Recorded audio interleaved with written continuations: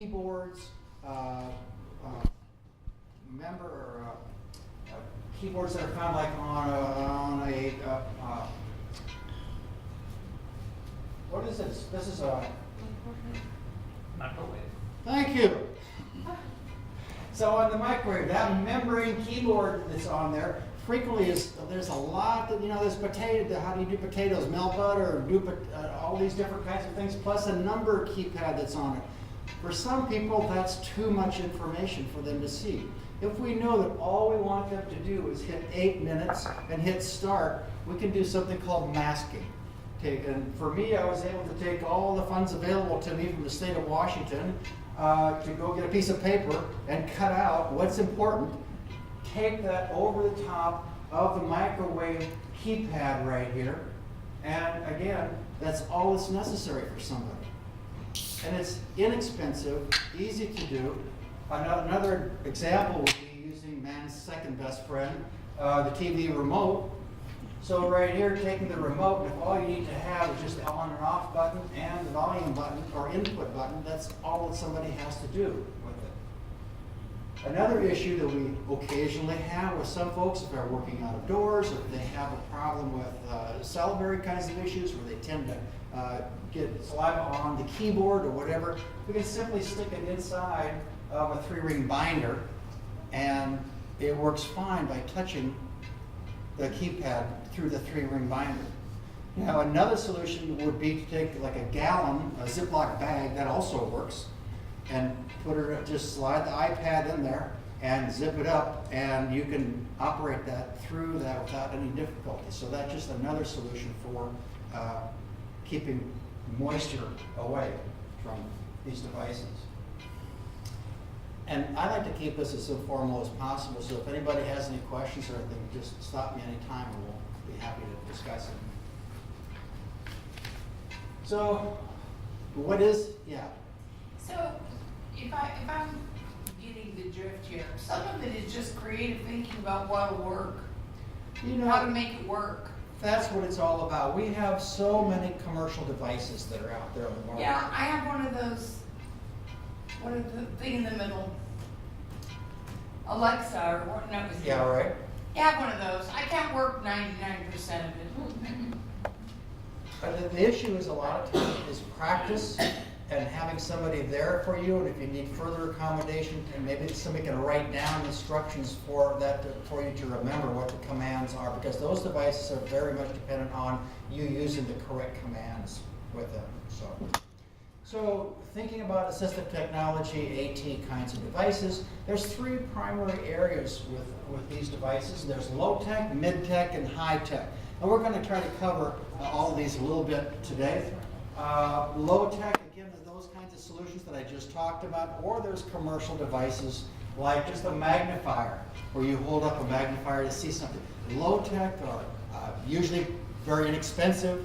They may not they require a lot of training in their use, no electricity, those kinds of things. So that's the low tech side of the world.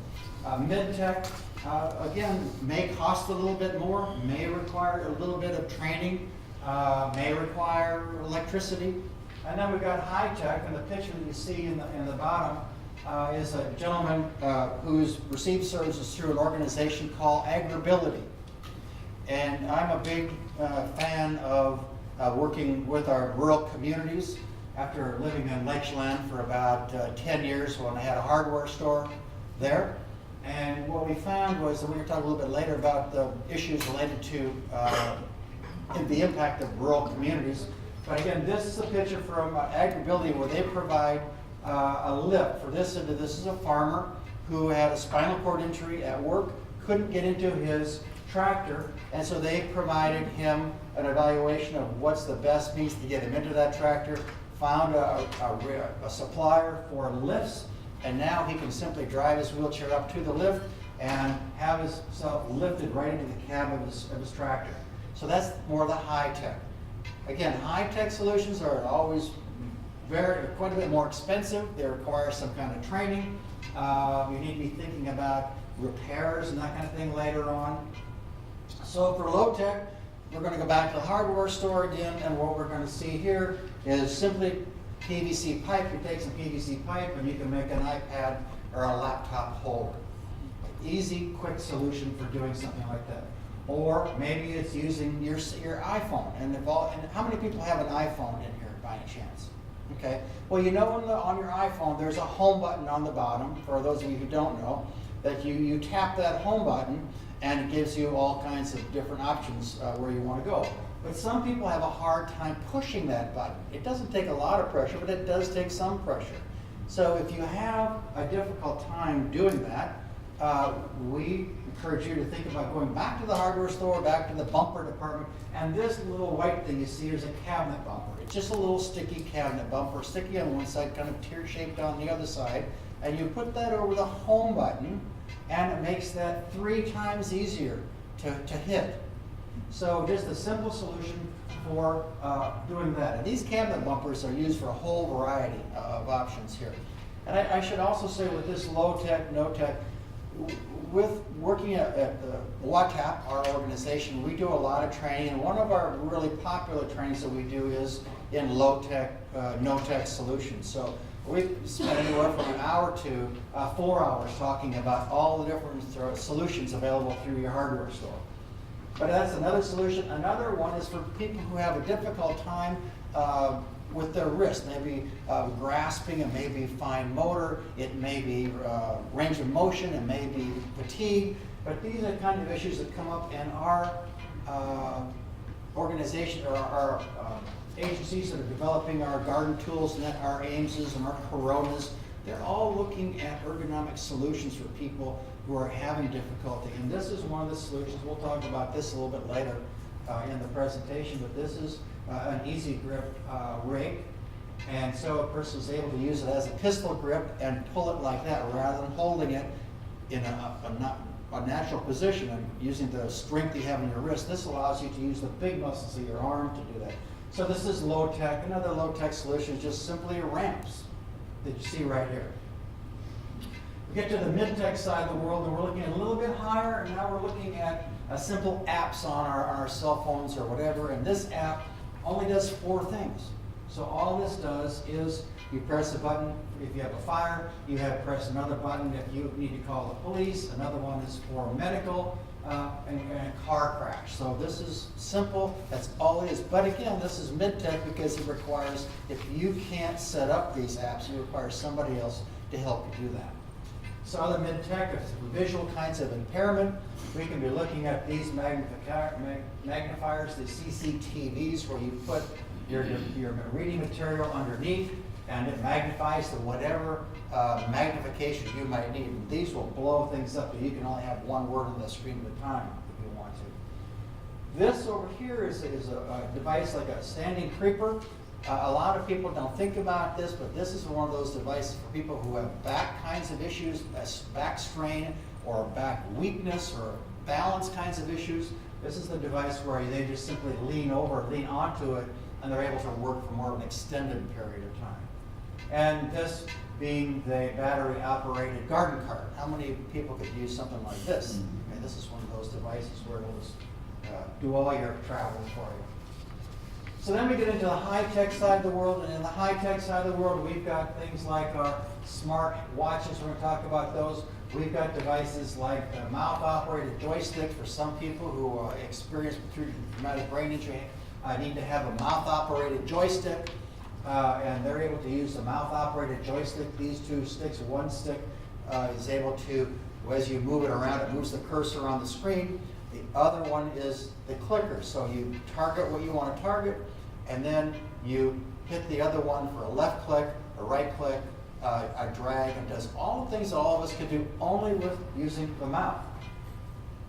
This good-looking guy right here is wearing another new device that's coming out. I should have had this in more of the up-and-coming kinds of adaptations that are coming out, but this is called the iSpeak, and this is for somebody who's had a brainstem stroke. Brainstem stroke is when you have a stroke right back here and you're paralyzed from the nose down.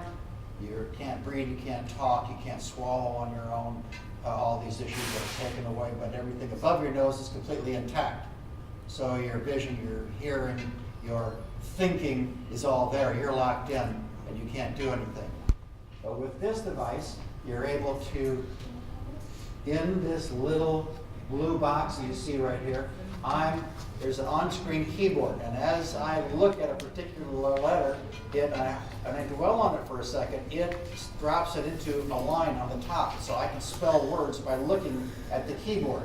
When I spell the word that I want, with my eye, I look at another little side of it, and it reads it. And these are speakers on the side, so whatever I've spelled out, it's going to read back to somebody. So if you can't talk, this is your way of doing that. And this is something that all of us don't want to be thinking about, but it is coming for an emerging technology, and that's the brain-computer interface, where you think something's going to happen, and it actually happens. High tech. So when we think about the functional kinds of barriers that we have, when we look at assistive technology, and we look at the traumatic brain injury kind of, these can be any single one of these kind of barriers, or maybe any grouping of these kind of things. Hand tremors, motor control, memory loss, executive functioning, photosensitivity. All of these areas are a struggle for many of our folks who have traumatic brain injury. And so what we're going to do is talk about some of those AT solutions for these particular areas. And I'm hoping that I can get through all of these, but I probably am not going to get through all of them today due to our time constraints. But I want to talk about memory. I want to talk a little bit about digital assistance, environmental controls. This would be some of the smart speakers like the Alexa we were talking about a little bit earlier. Issues related to reading and writing. Issues related to home recreation, gardening, and those kinds of areas. Issues related to computer access, medical management, and then if we have time, we'll talk about emerging kinds of technologies that are kind of exciting to be thinking about. So when we think about our rural communities and the issues that they are impacted by, we're thinking about the limited resources available because the distances involved. We're thinking about the funds limited again for those kind of areas, and sort of the training materials. We think about the number of people who are there to help you do training or to repair some item. And in these cases, many times we're thinking about if somebody has a wheelchair and they're an orchardist and they're out in the orchard and that wheelchair breaks down, we have a real problem on our hand. Number one, we have the safety of the person out in the environment or the elements. And number two, we've got a really expensive device sitting out there that we need to have figured out how do I get that out of the orchard. Number one, it's heavy. How do I get it repaired? I have to send it somewhere. And what do I do in the meantime for the consumer who needs that device to continue their employment or just living the life that they're accustomed to?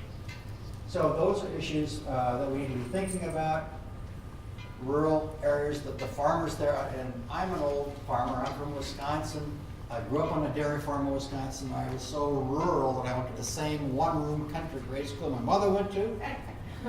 I had 7 kids in my class for 8 years, and I was related to 4 of them. I know rural America. So these farmers have a particular feeling. They don't describe themselves as being disabled. They talk about barriers that they have to doing something and the fact that I can fix this myself. And that attitude, unfortunately, in many cases, ends up with secondary kinds of injuries because they've come up with some very novel solution to something, but on the other hand, it may fail them, and by failing, they're having some other kind of issue that really significantly impacts them. So the other concern with not only just rural America, but urban areas is the fact that when I talk about assistive technology to a lot of people, it conjures up, oh boy, this is going to cost a lot of money to get this fixed. That's not necessarily true. 80% of our AT solutions cost less than $100. And if we think about the low-tech side of the world, like we talked about earlier, down at the hardware store, we're simply talking, something less than $10 a lot of times.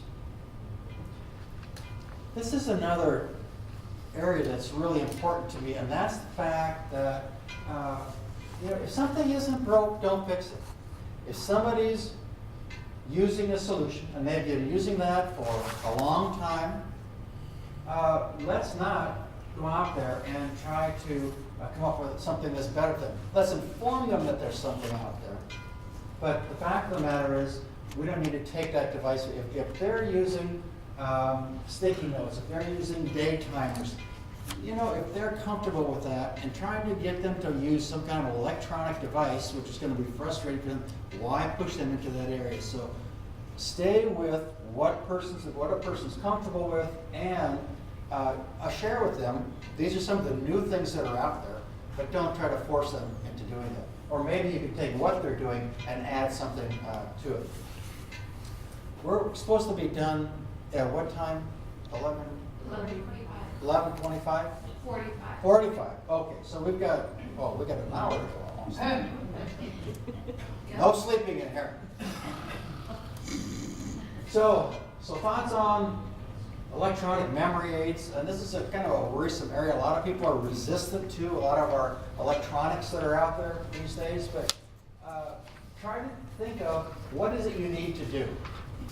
Do I need to have it remind me to take my pill at 1 o'clock? Do I need to have it remind me to be at a doctor's appointment at a certain time? What do I need this device to do? How easy is it to learn? It may be requiring you to be trained by somebody, and it may take an extended period of time. There may be a big learning curve. Learning curve meaning it has to be practiced over and over and over again. Or does the person who's teaching you to do this have to be skilled in not only just the device that you're trying to talk about, but also in how to use that device? So be thinking about the person. Is that a family member? Is that a person in the medical community or another organization?